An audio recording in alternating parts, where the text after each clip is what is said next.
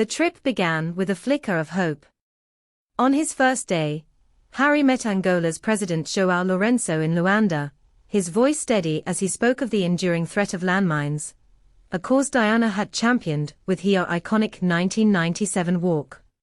Photographers trailed him through a cleared minefield in Huambo, capturing images that echoed his mother's legacy, samba, purposeful, resolute.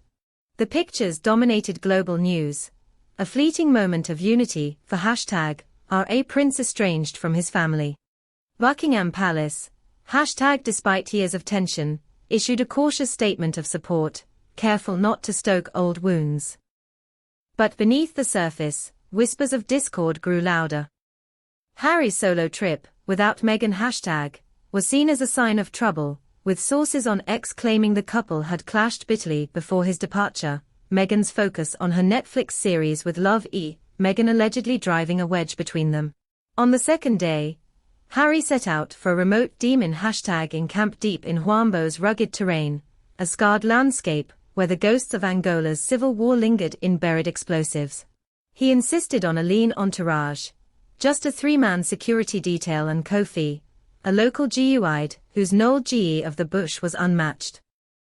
The plan was clear: visit the camp, meet the workers, and return to #DA by dusk.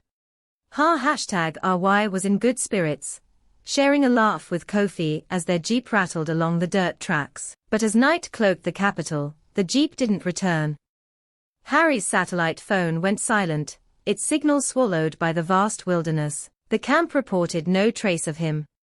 By midnight, the Halo Trust's headquarters buzzed with alarm, and a frantic call reached Buckingham, Pennsylvania Lace, setting off a crisis that would grip the world. In London, King Charles aced the dimly lit study of Clarence Houssaye, his face etched with anguish. The rift with Harry, deepened by the couple's 2020 exit from royal life, their Oprah interview, and Harry's memoir Spare, had left a chasm of mistrust. Yet the thought of his son lost in a landmine-riddled region was unbearable.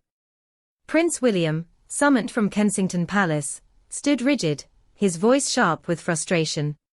"He's always chasing some reckless cause, he said, though his trembling hands betrayed his fear. The royal communications team scrambled to suppress the news, but the British press was already circling, with headlines screaming of a missing #G Prince, and a royal family in chaos. On X, posts fueled the fire, with users like @Foster__Braxton speculating that Harry's disappearance was a calculated move to mend ties with the royals, leaving Meghan behind. dantai.com.vn.in and #Gola, Kofi, and the security team were in disarray. They'd last seen Harry at the camp's edge, where he'd wandered off to kick a makeshift soccer ball with local children, their laughter drawing him in. He'd listened to their stories of a hidden village plagued by landmines, his empathy overriding caution. When Kofi turned to check on him, Harry was gone. The dense bush and fading #GHT made the search treacherous, every step risking a deadly explosion. The Halo Trust deployed additional teams, and Angola's military scrambled helicopters, rotors slicing through the dawn. The operation was urgent, but the terrain was unforgiving, and hope began to wane. In Montecito, Meghan was a #retress of strength and fear. She shielded Archie and Lilibet from the growing media storm, reading them stories while fielding calls from aides. The tabloids were merciless, reviving old narratives of her ambition #driving Harry to this dangerous mission. X posts amplified the speculation, with @Melindrama12087, and @Shawnatwood touting a royal mess, claiming Meghan's absence #ad left Harry vulnerable. Others, like @KMWW15, suggested the royal family was retaliating against Harry's success in Angola, painting him as a traitor for choosing #in California over duty. Meghan's silence only fueled the narrative, with commentators like Tom Bauer accusing her of prioritizing Netflix over her husband's safety. Unbeknownst to the world, her #RY was alive, stranded but unharmed. Drawn by the children's tales, he'd strayed from the marked path, his curiosity, a trait that had always been his strength and his flaw, leading him deeper into the bush. A misstep triggered a small landslide, sending him tumbling into a ravine. His phone shattered against a rock, cut in #G him off from the world. Bruised but resolute, he stumbled into a small village, where locals recognized the English prince, but spoke little English. They offered him shelter in a mud-walled hut, a bowl #WL of maize porridge, and a bed of woven grass. To them, he was a weary #Avila, not a royal court in a global drama. For 3 days, Harry lived among them, his world shrinking to the rhythm of village life. He met Amora, a grandmother whose husband had been killed by a landmine, her eyes carrying a quiet strength. There was Joao, a boy with dreams of becoming a doctor, who reminded Harry of Archie.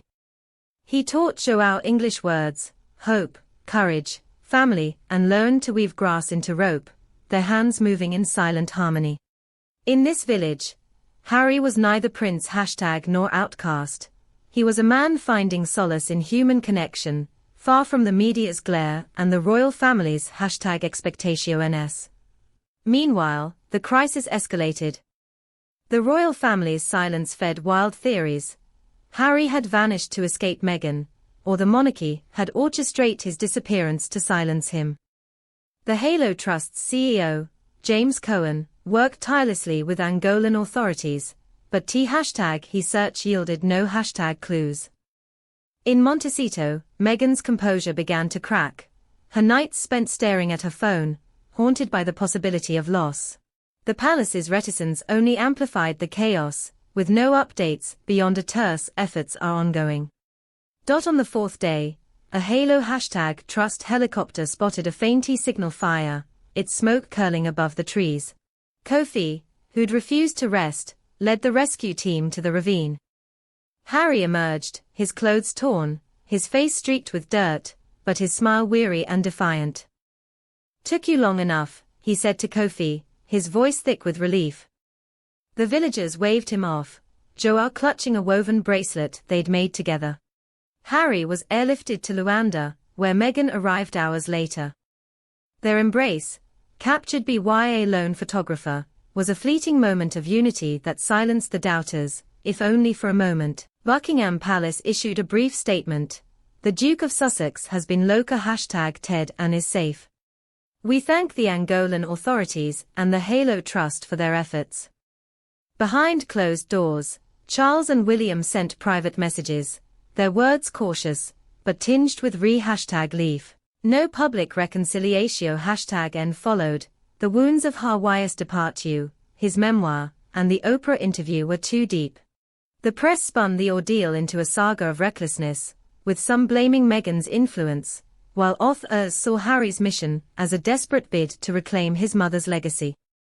On X, @HugoGloss reported Harry's desire for peace with the royal family, but the sentiment was drowned out by accusations of betrayal.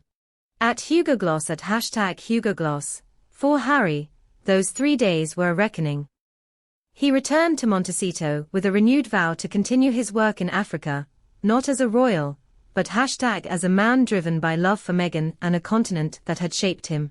The royal family resumed its uneasy silence, the crisis fading, but his scars lingering. In a small Angolan village, Joao wore his bracelet, dreaming of a future free from hidden dangers. And in Montecito, Harry and Meghan faced the world together, their bond tested but unbroken, even as